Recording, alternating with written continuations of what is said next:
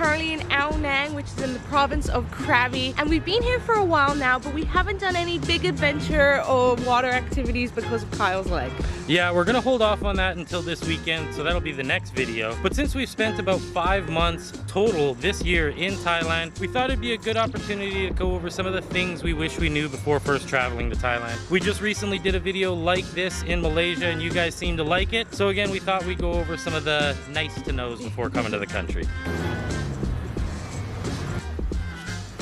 All right, so first off, you want to make sure that you are legally allowed to enter the country and get an idea of how long you're legally allowed to stay here. So you're going to want to look at the visa situation before even coming to the country. A lot of countries do qualify for like a visa on arrival, but you can also apply for an e-visa online for a longer stay. And what we did on the last video, if you saw that, we were here for our 30-day, and then we just went down to the immigration office, and you can actually extend for another 30 days. You just pay 1,900 baht, fill out some paperwork, and you're good to go for another 30 days. Yeah, so we're here this time around for a total of 60 days. But the first time we came, we actually applied for that e-visa online, which gives you an initial 60 days, and then you can extend that for even another 30. So you can have upwards of 90 days on a tourist visa. You just need to make sure that you go online, apply ahead of time before showing up, because you won't get the 60 days upon arrival, but you can get it online. It's like a hot day today. Just walking in like a black shirt and jeans. Like, I don't know how you do it. It is definitely a hot one. So we've made our way down here to the beach of Ao Nang. Beautiful beach for sure. Incredible. So we'll see if we can't find a bit of a shaded spot to sit in. This time of day, I don't know if that's gonna happen. I don't know. It's a beautiful beach though. Nice long stretch of beach. You've got the traditional long-tail boats out here. Beautiful beach. And that brings us to the next point really actually, is that not all beach towns are created equally in Thailand, that's for sure. We've been to quite a few now, did a little bit of island hopping last time we were here. And you know, when you look at somewhere like Koh Tao, Koh Phangan, Koh Samui, you're gonna find a bit of a younger crowd, a little bit more party town, especially Koh Phangan during the full moon party and whatnot. Hua Hin, you've got more of like the retirees, expat community. But then if you go down to like Phuket, depending where you stay in Phuket, especially Patong, you're definitely gonna get more of like an adult scene, somewhere where you wouldn't want to take your kids. Yeah. So it's important to think about what kind of holiday you are looking for, and if you've got children, ooh, we gotta jump. And if you've got children and what's important for you on your holiday, because obviously if you got kids, you're not gonna go hit up Patong, you know, or with the little, That's one thing we will say. Ao Nang is very family friendly in comparison to some of the other beach towns. So if you're looking to bring the family to Thailand, we'd probably recommend checking out Ao Nang as, you know, putting that at the top of the list. Beautiful landscapes. You got the big limestone mountains coming out of the water, and it's not like as seedy of a feel as you would find in some of the other places. And if you're just adults coming, I would definitely still recommend Ao Nang, because you can still go out and have fun. You just don't have all like those strip clubs and everything that you get in other parts of the booty country. paddles and all that. And it's really cool because here in Ao Nang you can take all these different boat trips and go to all these different islands, and go to PP Islands and the James Bond Island. And it's really close to Phuket, so you can fly in and out of Phuket, and it's just like a couple hours away. Yeah, or you can also take the ferry over to Phuket as well. So it's definitely a great spot. It's kind of like a central hub of Krabi area. So definitely worth checking out.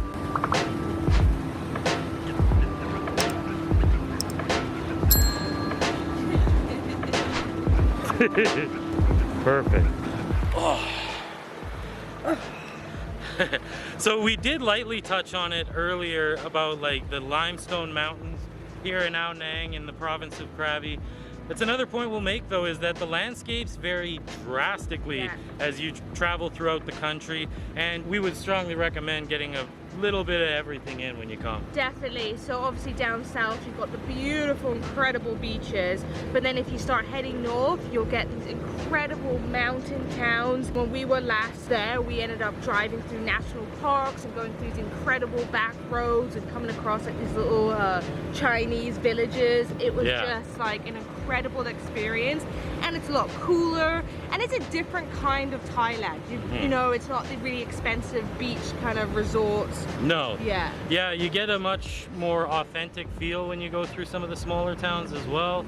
And yeah, just the landscape can be drastically different. You have the cooler mountain towns, you have the beach towns, everything in between.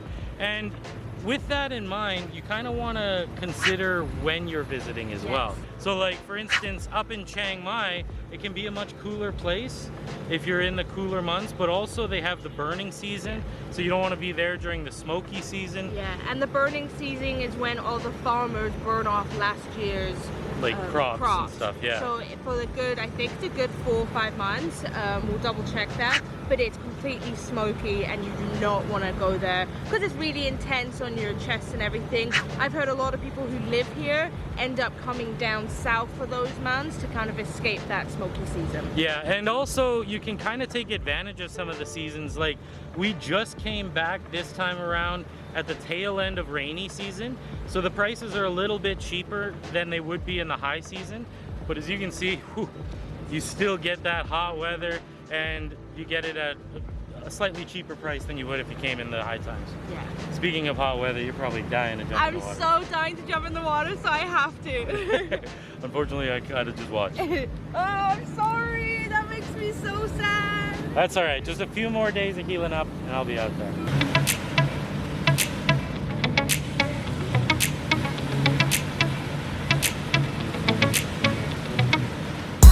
So you're in Thailand, you got the visa, you know where you want to go. You got to kind of figure out how you're going to get around from place to place a little bit.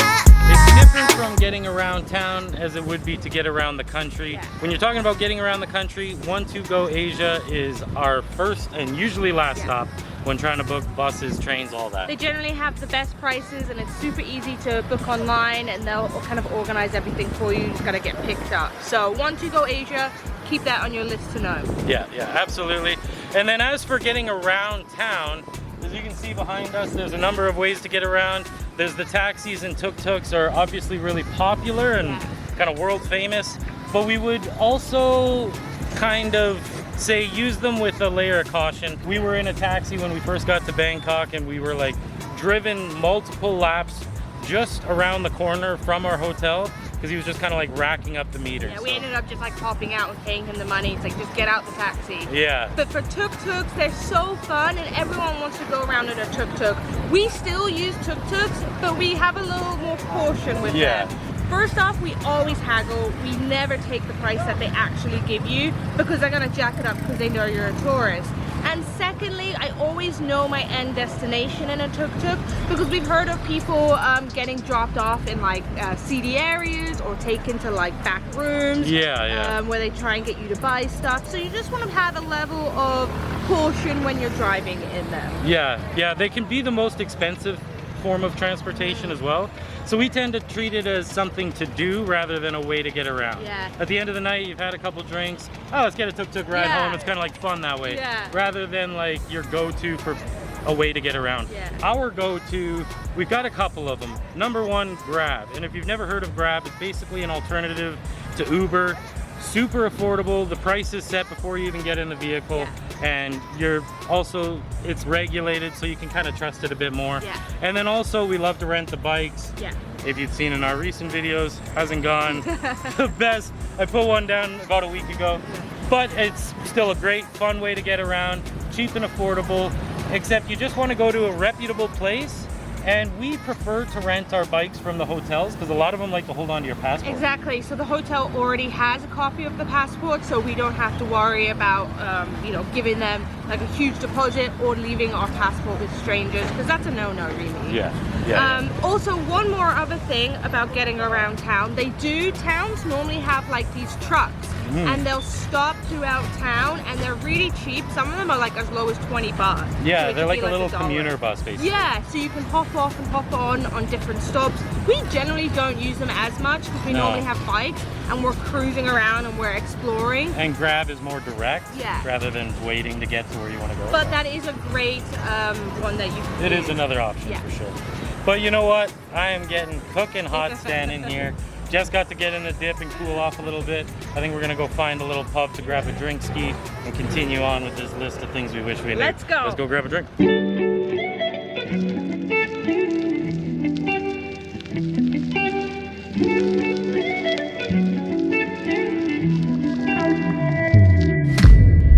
Now, if alcohol is not your thing, you may have heard that recently Thailand just legalized weed as well. So the marijuana culture is alive and well here, that's for sure.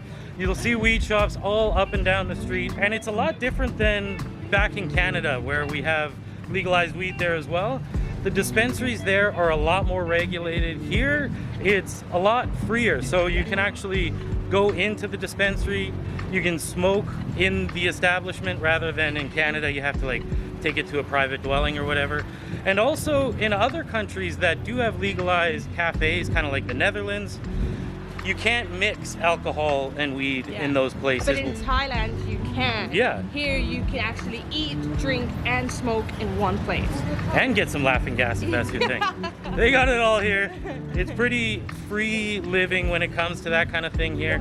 Obviously, other drugs are a big no-no and really strongly enforced, so you want to be careful. If that's your thing, we would just definitely recommend against it. Yeah. But here, the weed culture is alive and well. You're able to find it in all shapes and forms, and it's pretty free to use around. Now, I would say don't do it like in public on the street.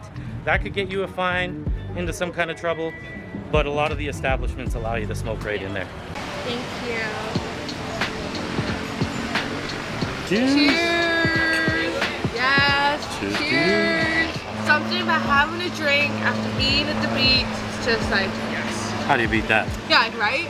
So we were just talking about getting around the country, some of the factors you're going to want to consider. One thing that's really popular when traveling throughout all of Southeast Asia is the backpacking culture. We did come here initially just full backpacker style. Both had the big backpack on, a little small carry-on backpack, and it was working relatively well. The main reason we did that was we were planning to kind of bike around quite a bit, and then plans changed. We ended up jumping from country to country a little bit. And because of that, we found, especially since we have a lot of valuable things, the backpacking thing just wasn't as conducive to our form of travel. I think if you're really like short-term traveling and you're hopping around, a backpack's great because you're not going to have too much stuff on you. But since we live in our backpacks, we have a little bit more. We have camera gear, laptops, all that stuff. So it was a little too much. Oh, thank you. It was a little bit too much stuff to be able to juggle for us. So then we made the transition with the help of Level 8 into suitcases. Yeah, Level 8 is the sponsor of today's video. We've been using them for a couple of months now. I got the nice, big, checked luggage suitcase. It's got a number of big compartments, allow me to fit everything in there just right. It's a nice hard case, so I feel a much better peace of mind when packing away like our drone and other electronics. It's also got a TSA lock right on the side, so a little bit more added security than you would with a backpack as well. And we also got the Grace carry-on for Jess. Yeah, and I absolutely love it because it is gorgeous. It's got the front laptop sleeve, so I can put in my laptop at the very front. And it's got two big compartments inside the suitcase, so I'm actually able to spread out my clothes and keep some of my clothes in the carry-on in case our luggage ever did get lost. And I'm able to fit in all my other travel gear. And mine also does have a TSA lock as well, so that does give me a peace of mind. Yeah, and you would think coming to Thailand that like it's that backpacker culture like we said, and there'd be certain places that a suitcase just wouldn't work well for you. It seems to work fine just kind of strolling around the streets here in Thailand. And whenever we get on some of the commuter buses or anything like that, we've never had any problem checking those suitcases or anything like that. So we've kind of made the transition from the backpacker life to something that is more conducive with our form of travel, which has been kind of a combination of backpack and suitcase. Again, thanks to Level 8. And the great thing is it's Good Friday this weekend, so they're giving you an extra 20% off all of their suitcases. We've left a link in the description below if you're interested. Make sure to go check that out and purchase your Level 8 here today. But the food just got here, so it's time to dig in.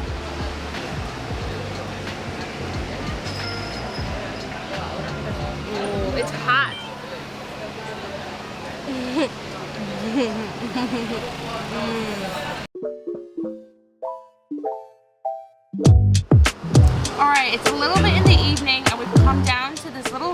restaurant that's right outside our hotel, and it is a gorgeous little Thai restaurant that we absolutely love.